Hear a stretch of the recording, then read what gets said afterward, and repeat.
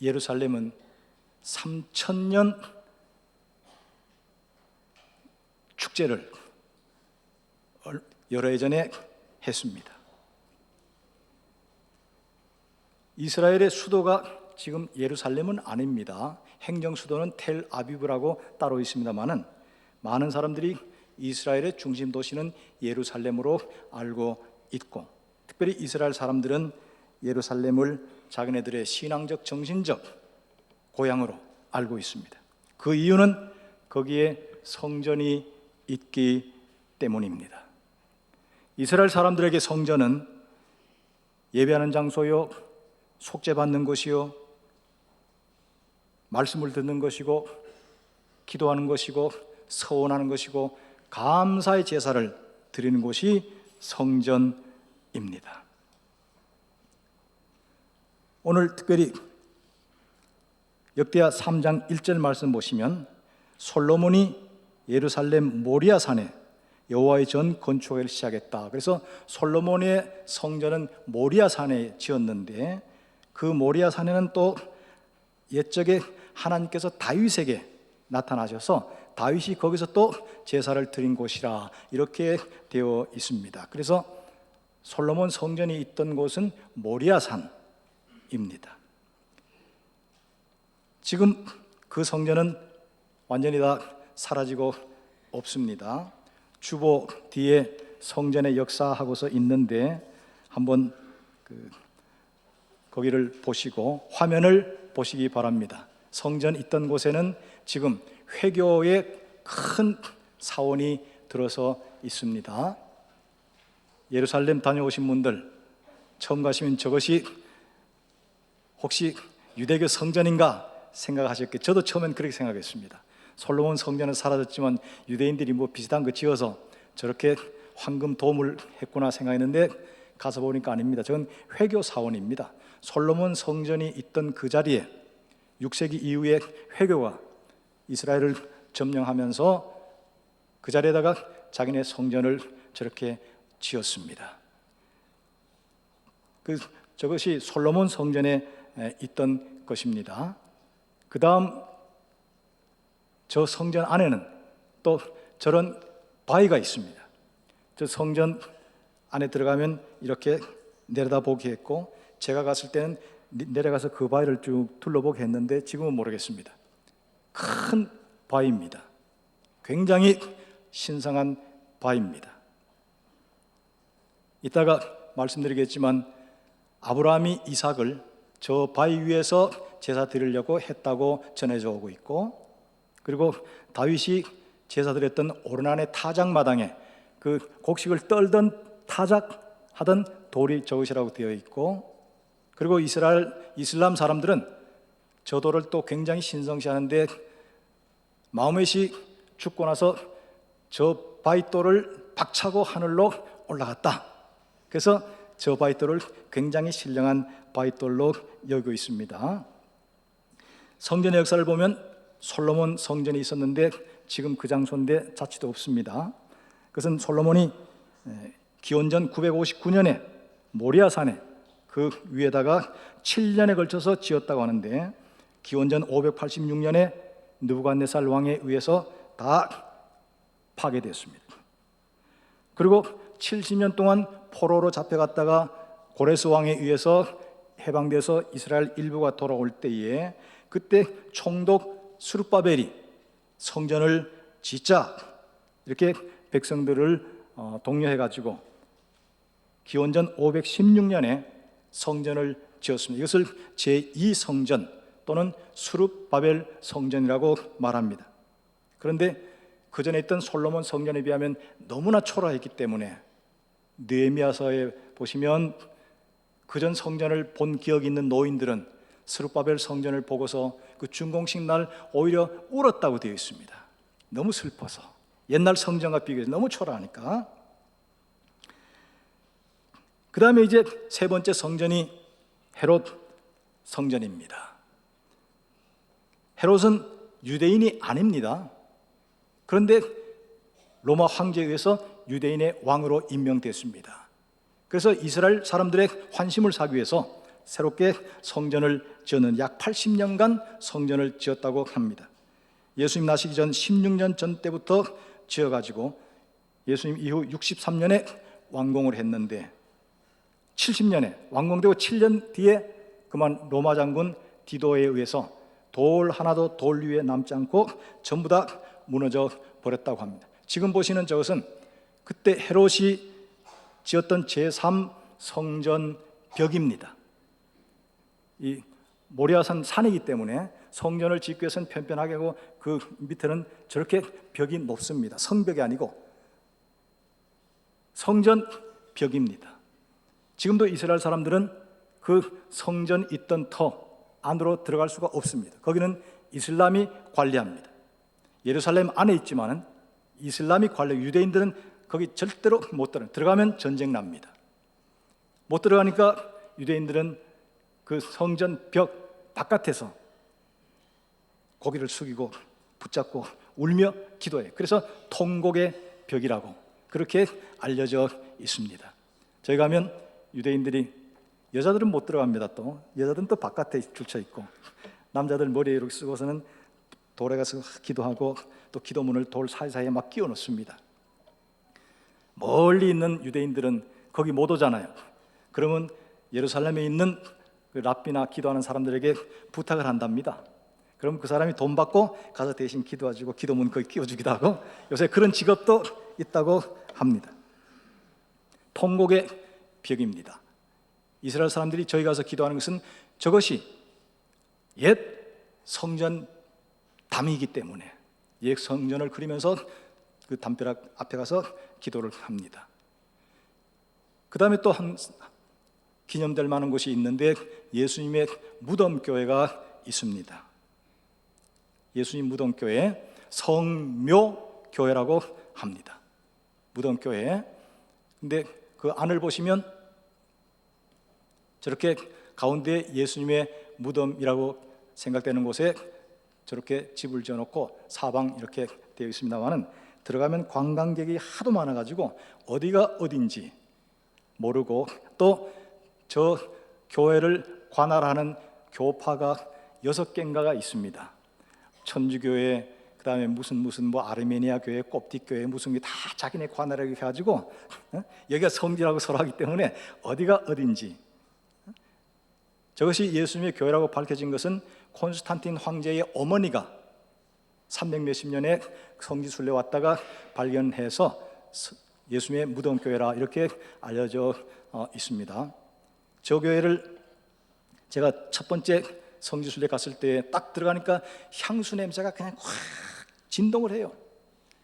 입구에 사람들이 꽉 모여 있어. 그래서 가이드한테 저게 뭐냐 했더니 가운데 검은 대리석 이렇게 판이 사람 하나 누울 만한 판이 있는데 전해져 오기는 예수님을 십자가에서 내려서 그 대리석 판 위에 시체를 뉘었던 곳이다. 그런 이야기가 전해져 온답니다. 그래서 많은 사람들이 거기서 그냥 돌을 만지면서 대리석을 만지면서 어떤 사람은 향수를 부으면서 향유지요 부으면서 울면서 기도해. 저도 처음 갔을 때 그냥 사람들을 뚫고서 가서는 주여 주님의 그 차가운 몸이 느껴지는 것 같아요. 감동을 받았습니다. 그 다음 몇 년 있다 또 성지 순례할 기회에서 두 번째 갔습니다. 가이드가 역시 사람들이 뺑 뚫고 향수가 진동을 해. 가이드가 똑같은 설명하면서 마지막에 이 양반이 분위기를 싹 깼어. 믿거나 말거나 합니다. 몰라요. 지금도 그 대리석판이 있는지 모르겠습니다만 가서 보시면 그저 그렇게 믿고 은혜 받으시면 됩니다. 예수님이 뉘었던 돌이 이거구나 그렇게 믿으면 그렇게 은혜가 됩니다. 저는 오늘 역대하 3장 1절 솔로몬이 예루살렘 모리아산의 여호와의 전 건축하기를 시작했다. 그래서 이 모리아산과 예수님의 십자가의 관련성을 성경을 해석하면서 함께 은혜를 나누고자 합니다. 창세기 22장 2절 이하의 말씀 보시면 하나님께서 아브라함에게 아브라함아 네 아들 이삭을 내가 너에게 지시하는 산으로 가서 번제로 바쳐라 말합니다. 100세에 얻은 아들이고, 그때 이스마엘이 한 20살 청년이라고 해석되어집니다. 100세에 얻은 아들, 얼마나 귀하겠습니까? 아브라함이 부엘세바에 살았는데, 지금도 부엘세바 있습니다. 부엘세바에서 모리아산까지는 약 80km, 그러니까 200리 길입니다. 아브라함이 종들과 그 다음에 아들 이삭을 데리고서 3일 길을 가서 모리아산 밑에 섰습니다. 거기서 종들에겐 여기서 기다려라, 내가 아들과 함께 제사 드리고 돌아오겠다. 그리고서는 자기는 번제에 쓸 칼과 그리고 불씨를 잡고서 아들에게는 나무단을 지고서 모리아산을 올라갑니다. 올라갈 때 이삭이 아버지께 질문하죠. 아버지, 번제에 쓸 칼과 불은 있는데 양은 어디 있습니까? 제물은 어디 있습니까? 그건 아버지의 가슴을 칼로 도려내는 질문이죠. 그때 아브라함이 하나님께서 준비하실 거다, 이렇게 대답을 합니다. 그 말씀 그대로 아브라함이 이삭을 묶어놓고서 칼로 찌르려고 할 때에 하나님께서 다급하게 아브라함 부르시면서 네 아들 이삭에게 손대지 말아라 하시면서 아브라함의 눈을 들어보게 하시니까 그 뒤에 양이 한 마리 수풀에 걸려 있어 그것을 가져다가 제사를 드렸습니다. 그때 이후로 여호와 이레란 말이 성경에 기록하게 되었습니다. 여호와께서 준비하신다. 여호와께서 이삭을 위하여 준비하신 것처럼 오늘 우리의 구원을 위해서도 미리 준비하셨습니다. 그리고 우리의 삶에 있어서도 우리의 필요한 것들, 있어야 될 것들 여호와 이레로 미리 준비하심을 믿으시기 바랍니다. 여기서 아브라함이 드렸던 번제는 원래 속죄의 의미가 있고, 그리고 헌신과 믿음의 제사라는 의미가 있습니다. 근데 아브라함은 속죄의 번제를 드릴 필요가 없습니다. 왜? 이미 창세기 15장 6절 말씀 보시면 아브라함이 하나님의 말씀을 믿음에 하나님이 그 믿음을 의로 여겼더라. 그래서 아브라함은 이미 하나님으로부터 의로운 자라 칭함을 받았습니다. 그러길래 속죄의 번제를 드릴 필요는 없습니다. 그러면 어떤 번제를 의미합니까? 헌신과 믿음의 번제를 드리라는 것이죠.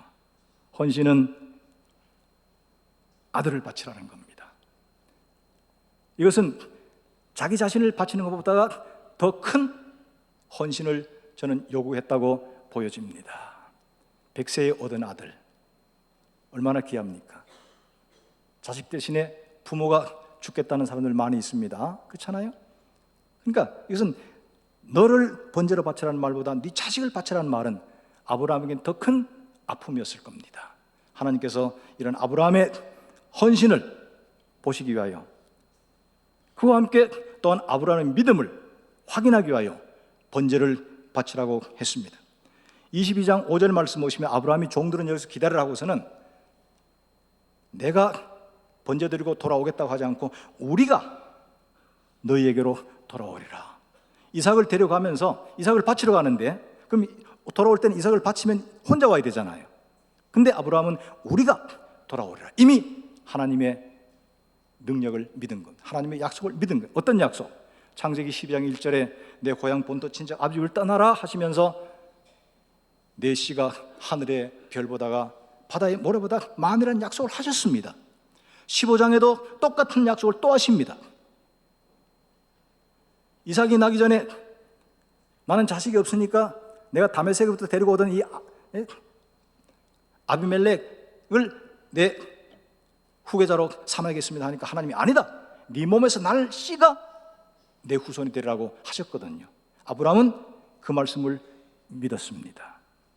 또 성경 보니까 혹 하나님이 준비하지 않으셨더라도, 그래서 이삭을 제물로 바치더라도 하나님께서는 죽은 이삭을 살리시라는 것을 믿고서 아담은 모리아산으로 올라갔습니다. 히브리서 11장 17절에서 19절 말씀에 이렇게 되어 있습니다. 시작.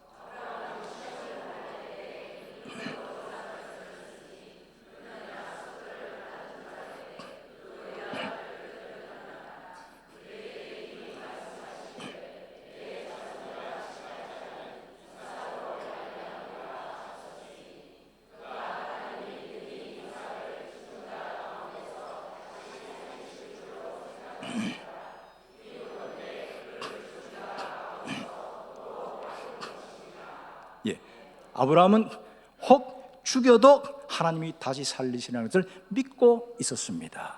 그러길래 우리가 다시 돌아오겠다고 종들에게 말했습니다. 그래서 모리아산에서 이삭을 바치는 이 제사는 아브라함의 완전한 헌신과 하나님의 말씀에 대한 완전한 믿음을 하나님께서 한번 시험해 보신 것입니다. 이 말씀을 통하여 우리가 받을 수 있는 신앙적인 교훈은 아들을 희생하는 아버지의 그 사랑과 그리고 끝까지 순종하는 이삭, 하나님 아버지와 그리고 끝까지 순종하신 이삭으로 대표되는 예수 그리스도의 순종, 그리고 죽음과 부활이라고 하는 예수 그리스도의 희생과 죽음과 부활을 여기서 우리는 교훈받을 수가 있습니다. 바로 모리아산에서 아브라함이 이삭을 드리는 제사를 드렸습니다. 그 다음 성경은 아까 대하 1장 3장 1절에 있는 말씀처럼 그곳은 전에 여호와께서 그의 아버지 다윗에게 나타나신 곳이요 여부스 사람 오르난의 타작마당에 다윗이 정한 곳이라 되어 있는데, 자세한 내용을 알기 원하시면 사무엘하 24장 18절 이하 25절까지, 사무엘하 24장 18절에서 25절, 그 다음에 역대상 21장 15절에서 22장 1절까지 오르난의 타작마당에 다윗 임금의 제사가 있습니다. 다윗 임금님이 이제는 나라가 편안해졌습니다. 국태 민안이 왔습니다. 나라는 넓고 커졌고 국력이 강해졌습니다. 어느 날 내 국력이 도대체 어느 정도 될까 하는 마음이 생겼고, 그 전까지는 그가 약하고 숫자가 작았지만 하나님을 의지하고 늘 고난을 헤치고 승리하며 여기까지 왔는데, 이제는 자기 백성 군대 수를 확인해서 그걸 한번 이제 의지하자는 그런 마음이 생긴 거예요. 자기도 모르게. 그래서는 인구수를 조사해라 하고 신하들에게 지시를 했습니다. 그랬더니 요압 군사령관이 임금님 안 됩니다. 임금님이 어릴 때 약할 때 군대를 의지했습니까? 백성을 의지했습니까? 하나님이 오늘까지 이끄셨는데 하나님을 의지하라고. 그런데도 왕이 고집을 세웠습니다. 가서 인구수를 조사하라고 하니까 9달 20일 동안 신하들이 나가서 인구수를 조사해서 보고합니다. 그러나 바로 그때에 하나님께서 선지자 갓을 통하여 다윗에게 엄히 책망을 하십니다. 네가 하나님 대신에 네 백성을 의지하고 군대 숫자를 의지한다고 책망하신 것이죠. 그러면서 벌을 내리시는데, 네가 이 땅에 7년 동안 기근이 와서 흉년이 들은 걸 하겠느냐? 아니면 석 달 동안 네가 적군에게 쫓겨서 도망가겠느냐? 아니면 3일 동안 이 땅에 역병, 전염병이 도는 걸 하겠느냐 할 때 다윗이 세 번째 것을 택했습니다. 그랬더니 여호와께서 정한 날 이스라엘 전역에 전염병이 돌아 3일 만에 7만 명이 죽었다고 되어 있습니다. 마지막으로 하나님의 사자가 예루살렘을 치려고 큰 칼을 빼들고 예루살렘 위에 섰는데 다윗이 그것을 봤다고 되어 있습니다. 신하들과 함께 얼른 그 천사 앞에 가서 무릎을 꿇었습니다. 그때 또 하나님께서 갓 선지자를 통하여 말씀하십니다. 저 옆에 오르난이라는 사람의 타작마당이 있는데, 지금 역대하에는 오르난이라고 되어 있고, 그 다음에 사무엘 상에 가서는 아리우나라고 되어 있습니다. 이것은 같은 사람입니다. 아리우나는 이스라엘 사람이 아니고 여부수족입니다. 그러니까 여부수 말로 할 때와 이스라엘 말로 할 때가 다르기 때문에 오르난, 아리우나 이렇게 같은 겁니다. 그 오르난의 타작마당에 가서 제사를 드리라고 합니다. 다윗이 옆에 있는 오르난의 타작마당을 갔습니다. 그때 오르난이 이 타작을 하고 있었어요. 그러니까 옛날에 곡식을 털어야 되잖아요. 그래서 큰 바위에 이렇게 털면서 있었는데 왕이 오니까 겁이 나서 임금이 어떤 일입니까? 이곳을 나한테 팔아라 하니까 아닙니다. 그냥 쓰십시오. 안 된다. 돈을 줄게. 그래서 다윗이 사고서 거기서 여호와의 말씀대로 짐승을 잡아서 제물로 제사를 드립니다. 그때 역병이 끝났습니다. 그러자 역대상 22장 1절 말씀에 다윗이 이곳은 여호와의 성전이요 이스라엘의 번제단이라 이렇게 선언하면서 나중에 거기다가 성전을 지으려고 합니다. 그러나 하나님께서 다윗에게는 성전 짓는 것을 허락지 않으셨습니다. 너는 군인이라 전쟁에 피를 많이 흘렸으니까 성전 짓기는 합당치 않다. 네 아들이 성전을 지으라고 그렇게 말씀하셨습니다. 다윗은 성전 터만 정했는데 그것이 바로 오르난의 타작 마당입니다. 나중에 그 아들 솔로몬이 성전을 지을 때 모리아산 그리고 오르난의 타작 마당에 성전을 지었다고 되어 있습니다. 그러니까 아까 보셨던 그 검은 큰 바위 있다는 그 지점이 되는 것이죠. 거기다가 이제 솔로몬이 공식적으로 처음으로 크고 화려한 성전을 짓습니다. 주보 뒤에 설명이 있었죠.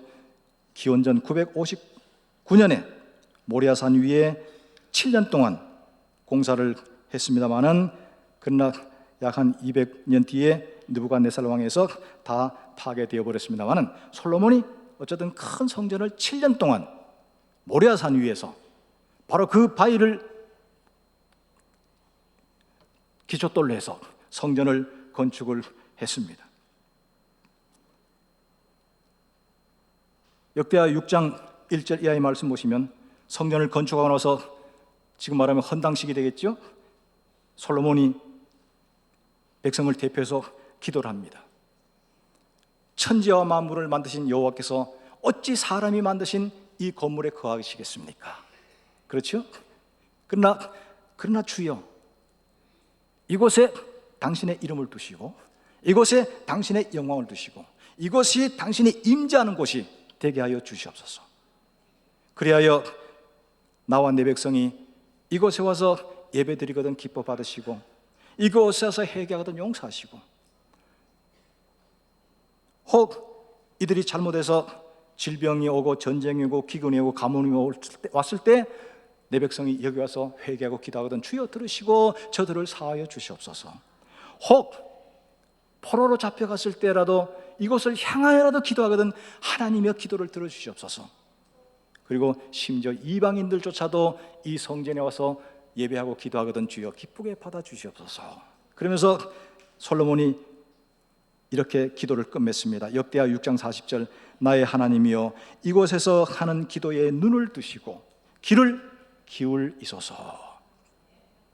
그때부터 이스라엘 백성들은 이 성전을 중심으로 약 200년 동안 기쁘고 즐겁게 신앙생활을 하다가 그만 느부갓네살 왕에 의해서 다 무너지고 말았습니다.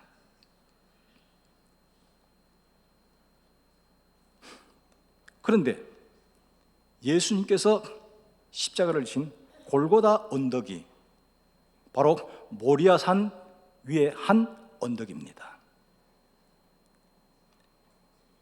이 모리아산을 나중에 성전을 지었다고 해서 성전산이라고 했고 그리고 이스라엘 백성들의 하나님이 거하시는 산이라고 해서 시온산이라고 불렀고 거룩한 산이라고 불렀고 또 다윗의 왕궁이 그 위에 있기 때문에 다윗성 이렇게 이름을 불렀습니다. 처음엔 모리아산이었는데 나중에 성전산, 시온산, 거룩한 산, 다윗성 이렇게 불려졌습니다. 그 모리아산의 동쪽 한켠에 솔로몬의 성전이 있었다면 서쪽 어느 언덕에 예수님의 십자가 제사가 드려진 것입니다. 그래서 예수님의 골고다의 희생은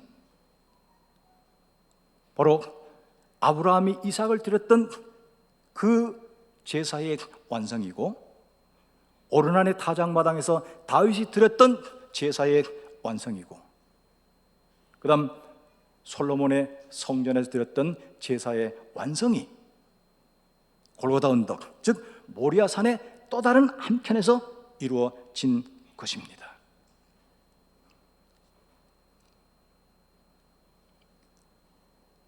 성전은 이스라엘 백성들의 신앙의 중심입니다. 그런데 그 성전이 무너졌습니다.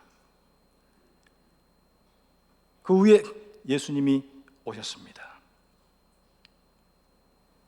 요한복음 2장 19절, 21절, 22절 말씀 보시면 예수님께서 이 성전을 헐어라. 그러면 내가 3일 만에 다시 일으키리라. 다시 짓겠다 말씀하셨습니다. 그때가 헤롯이 성전을 건축한 지가 46년째 되는 해예요. 46년 되는 해입니다. 80년 걸려 지었는데 46년째 지금 짓고 있습니다. 즉 외부 공사는 다 했는데 내부 공사를 마치는 데까지 80년 걸렸다는 겁니다. 이스라엘 사람들이 도대체 무슨 말인지, 이 성전은 46년 걸려 짓고 있는데 네가 무너뜨리면 3일 만에 다시 짓는다고? 이렇게 비난했습니다. 근데 제 아들도 그 뜻을 몰랐는데 예수님께서 이렇게 말씀하십니다. 예수는 성전된 자기 육체를 가리켜 말씀하신 것이라. 죽은 자 가운데서 살아나신 후에야 제자들이 이 말씀하신 것을 기억하고 성경과 예수께서 하신 말씀을 믿었더라 그랬습니다. 지금 성전은 사라졌습니다. 그러나 우리에게는 영원한 성전 되시는, 제사의 완성 되시는 예수 그리스도가 우리의 성전 되십니다. 그리스도의 골고다 언덕, 모리아산의 또 한편 언덕에 들었던 그 십자가 희생은 아브라함이 이삭을 바쳤던 제사의 완성이고, 오르난의 타작마당에서 다윗이 드렸던 그 제사의 완성이고, 솔로몬의 성전에서 아침부터 저녁까지 수없이 드렸던 희생제사의 최후의 완성이 예수 그리스도의 골고다 희생제사입니다. 히브리 10장 10절에는 이 뜻을 따라, 즉 아버지의 뜻을 따라 예수 그리스도가 몸을 단번에 들이심으로 이렇게 되어 있습니다. 단번에 들이셨고, 히브리 9장 12, 13, 14절에는 염소와 송아지의 피로 하지 않고, 즉 옛날 성전에서 짐승을 잡아들이는 그런 피의 속죄가 아니고 오직 자기의 피로 한 영원한 속죄를 이루셨다고 말씀하고 있습니다. 즉 예수님은 구약에 드려졌던 수많은 희생제사의 완성, 최후의 제사로 오셨던 것입니다. 마가복음 10장 45절에 이런 말씀이 있습니다. 읽겠습니다.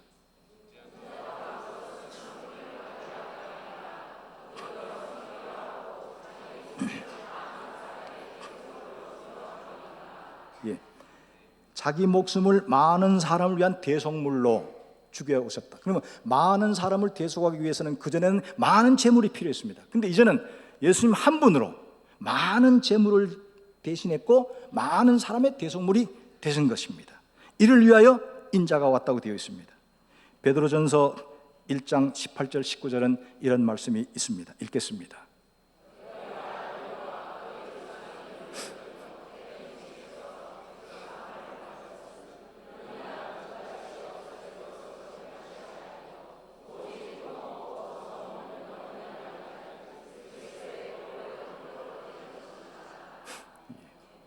너희가 대속을 받은 것이 음이나 금이 아니고 점없고 흠없는 어린 양 예수 그리스도의 보혈로 된 것이니라.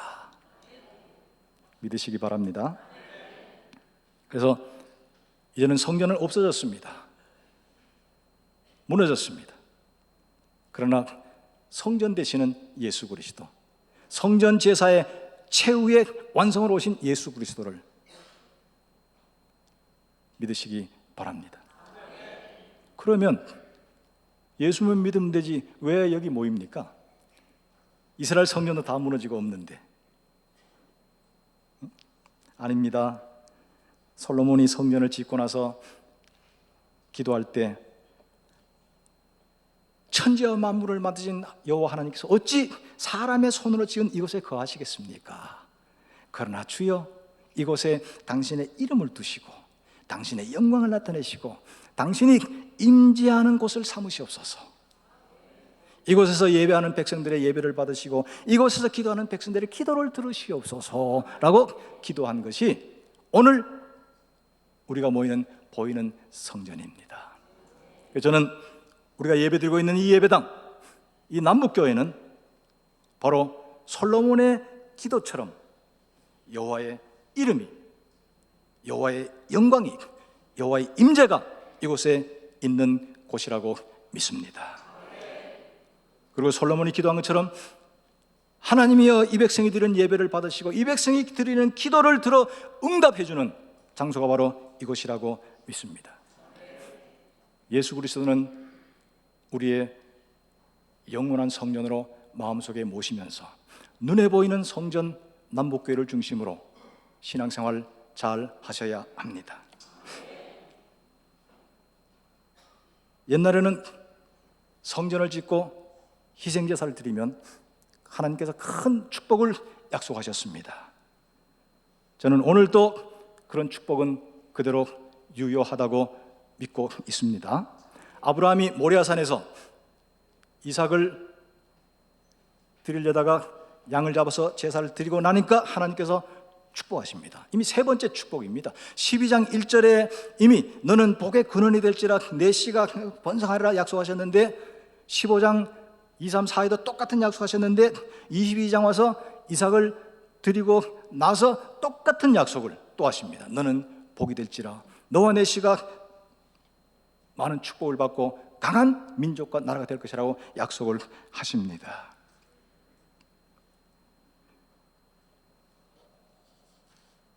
그리고 스룹바벨이 제2성전을 지었을 때에 그때 포로로 돌아온 백성들이 돈이 없잖아요. 가진 게 없잖아요. 자기 살 집부터 먼저 짓기 시작했어요. 그때 그 백성들을 책망한 것이 학개 선지입니다. 학개 선지가 막 책망하기를 하나님의 집보다 너희 집을 먼저 지을 수 있느냐? 그러니까 이스라엘 백성들 우리는 가진 게 없다니까 산에 가서 나무라도 해가지고 판자라도 가지고 만들어 와라 막 이렇게 호통을 치는데 2장 18절 학개서 2장 18절 19절 말씀 보시면 이제 성전이 완공되었습니다. 그랬더니 하나님께서 학개 선지를 통해 말씀하시기를 성전에 주춧돌이 놓이던 그날 이전과 이후를 한번 비교해봐라. 그 이전에는 너희가 먹을 것이 있었느냐? 토지 소산이 있었느냐? 창고에 가득 찼느냐? 아무것도 없었다. 그 점 2장 19절 말씀 후반부에 보시니 그러나 오늘부터는 내가 너희에게 복을 주리라고 약속했습니다. 성전 쌓기에서 주춧돌 낳는 그날부터 하나님께서 학개 선지를 통해 그러나 오늘부터는 내가 너에게 복을 주리라 약속하셨습니다. 솔로몬도 성전을 짓고 나서 하나님 앞에 헌당 제사를 드리고 기도를 마쳤을 때 하나님이 솔로몬에게 뭘 해줄까 할 때 솔로몬이 지혜를 구했습니다. 그래서 역사상 가장 현명한 임금으로 오늘 솔로몬이 치적이 성서뿐만 아니고 모든 역사에도 솔로몬에 관한 이야기가 나오지 않습니까? 하나님이 성전을 지은 솔로몬을 축복하신 것입니다. 그러면 오늘 보이는 성전, 우리가 예배드리는 이 성전을 위한 여러분의 헌신과 충성이 필요합니다. 어느 분야에서 어떻게 헌신하고 어떻게 충성할지는 각자의 위치에서 판단하시기 바랍니다. 보이지 않는 성전 예수 그리스도를 마음속에 모시고 보이는 성전 우리 남북교회를 중심으로 신앙생활 하시기 바랍니다. 성전을 지을 때마다 축복하셨던 하나님, 성전에 봉사할 때마다 기뻐하시고 축복하셨던 그 하나님께서 똑같은 약속을 여러분에게 이루어 주실 것입니다.